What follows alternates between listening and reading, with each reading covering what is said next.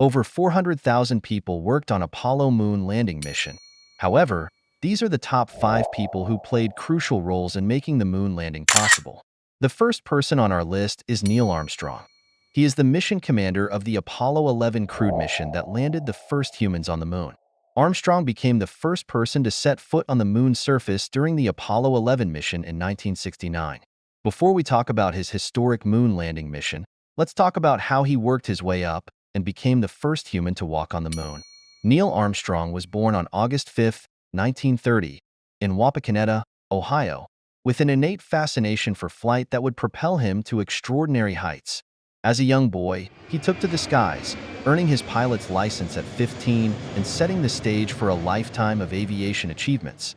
Armstrong's academic prowess led him to Purdue University, where he studied aeronautical engineering on a U.S. Navy scholarship, laying the groundwork for his future success. His military service in the Korean War honed his skills as a naval aviator, with 78 combat missions under his belt, and later, he became a test pilot, pushing the boundaries of flight.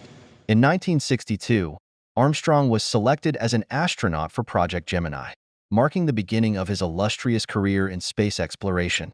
He flew on Gemini 8, executing the first docking of 2 spacecraft, and later commanded Apollo 11, etching his name in history as the first person to set foot on the moon. A few seconds before Neil Armstrong landed on the moon, a computer error occurred on the lunar module Eagle. The spacecraft's altitude and velocity measurements were being calculated by the Apollo Guidance Computer, AGC, but it was overloaded with data and began flashing a 1202 error code. This error indicated an executive overflow, meaning the computer was trying to perform too many tasks at once.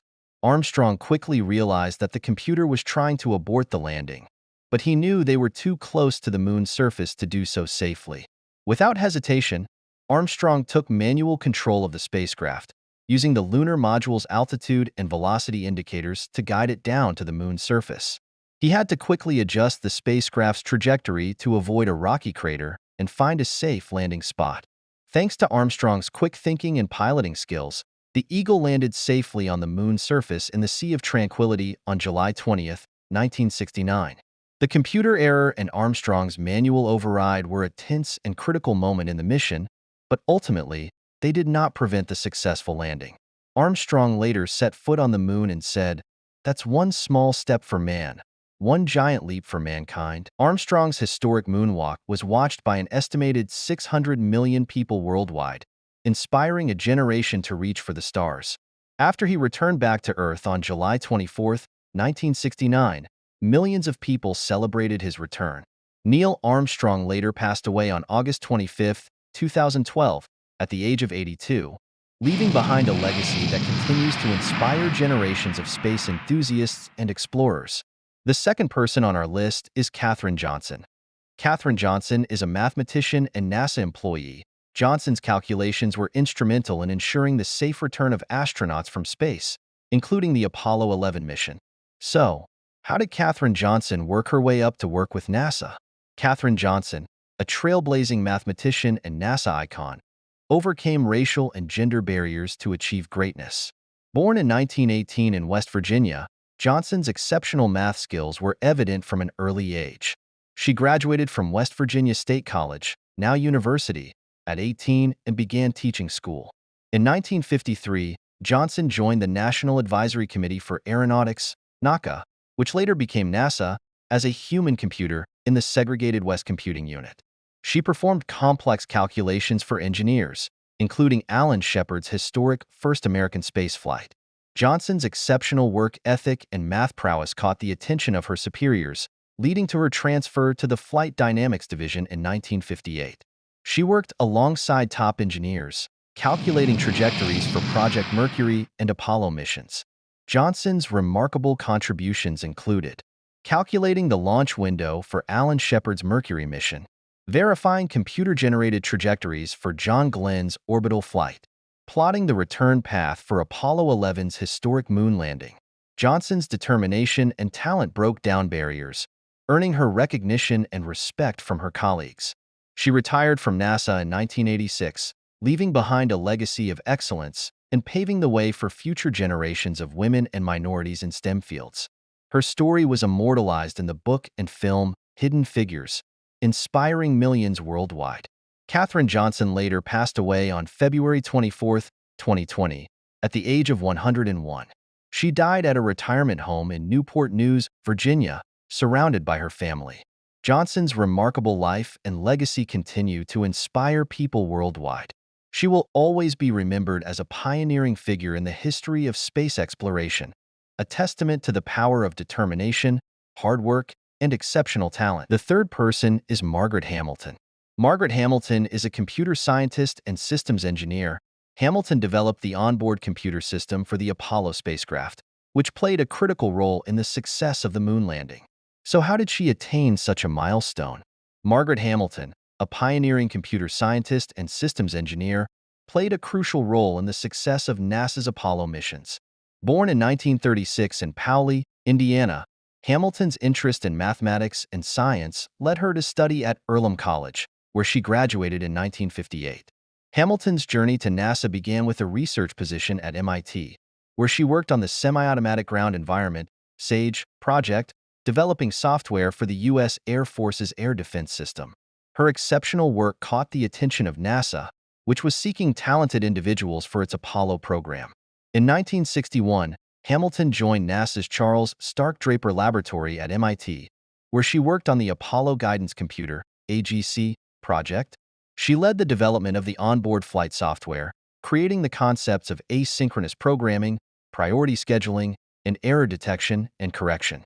Hamilton's groundbreaking work at NASA included designing the AGC's architecture and writing the code for the Apollo spacecraft, developing the concept of software reliability and implementing rigorous testing protocols, creating the priority scheduling algorithm, ensuring the spacecraft's systems functioned correctly.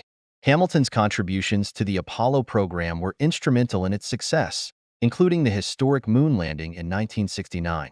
Her work on the AGC software helped the Apollo astronauts safely navigate and land on the lunar surface. Hamilton's legacy extends beyond NASA. She has inspired generations of women in STEM fields and has received numerous awards, including NASA Exceptional Space Act Award, 2003, Computer History Museum Fellow, 2017, Presidential Medal of Freedom, 2016. Hamilton's remarkable journey serves as a testament to the power of determination, innovation, and collaboration, paving the way for future generations of women in technology and space exploration. The fourth inspiring person on our list is Wernher von Braun. Wernher von Braun is a rocket scientist and engineer. Von Braun led the development of the Saturn V rocket that propelled astronauts to the moon. So how did he get started with his journey? Wernher von Braun, a visionary rocket scientist, defied convention and pushed the boundaries of space exploration. Born on March 23, 1912, in Wiersitz, Germany, now Wierzych, Poland, von Braun's fascination with astronomy and physics led him to pursue a career in rocketry. Von Braun's academic prowess earned him a PhD in physics from the University of Berlin in 1937. He joined the German Army's rocket development program, leading the team that developed the V-2 rocket, the first long-range guided missile. Despite the controversial circumstances surrounding his work, von Braun's innovative spirit and expertise propelled him forward. After surrendering to the U.S. Army in 1945, von Braun immigrated to the United States, where he worked at Fort Bliss, Texas, and later at the Redstone Arsenal in Alabama. He became a U.S. citizen in 1955 and joined NASA's Marshall Space Flight Center in 1960. Von Braun's crowning achievement came as the lead developer of the Saturn V rocket, which successfully took American astronauts to the moon in 1969. His contributions to the Apollo program cemented his legacy as a pioneer in space exploration. Throughout his life, von Braun faced scrutiny for his past associations, but his unwavering dedication to space exploration and his groundbreaking work inspired generations of scientists and engineers. He passed away on June 16, 1977, leaving behind a legacy that transcends borders and time. The fifth and last person on our list is Christopher C. Kraft Jr. Christopher C. Kraft Jr. is an engineer and NASA's first flight director. Kraft oversaw the planning and execution of the Apollo 11 mission, ensuring the smooth operation of the spacecraft and the safety of the astronauts. So how did he work his way up to work with NASA? Christopher C. Kraft Jr., a trailblazing NASA engineer and manager, propelled himself to the forefront of the U.S. space program through sheer determination and innovative thinking. Born on February 28, 1924, in Phoebus, Virginia, Kraft's fascination with flight and engineering ignited a passion that would drive his remarkable career. Kraft's academic prowess earned him a degree in aeronautical engineering from Virginia Tech in 1944, setting the stage for his ascent through the ranks. He began his journey as an engineer at the National Advisory Committee for Aeronautics, NACA, which later transformed into NASA. With each step, Kraft demonstrated exceptional leadership and technical expertise, earning him increasingly prominent roles. Flight test engineer at NACA's Langley Research Center from 1944 to 1958. Assistant Chief of the Flight Operations Division at NASA's Langley Research Center from 1958 to 1961. Chief of the Flight Operations Division at NASA's Manned Spacecraft Center from 1961 to 1969. Director of Flight Operations at NASA's Johnson Space Center from 1969 to 1972. Director of the Johnson Space Center from 1972 to 1982. Kraft's groundbreaking contributions to NASA's early human spaceflight programs include developing the concept of mission control for Project Mercury, leading the team that oversaw the first American in space, Alan Shepard, playing a pivotal role in the success of the Gemini and Apollo programs, including the historic first moon landing in 1969. Kraft's remarkable achievements earned him numerous accolades, including NASA Distinguished Service Medal, 1969, NASA Outstanding Leadership Medal, 1970, National Medal of Technology, 1988. Kraft's extraordinary journey is a testament to the power of dedication, innovative thinking, and visionary leadership, inspiring generations of space enthusiasts and professionals. These individuals, along with thousands of others, contributed to the historic achievement of landing humans on the moon. Their dedication, expertise, and innovative spirit continue to inspire new generations of space explorers and scientists. Don't forget to hit that subscribe button for more.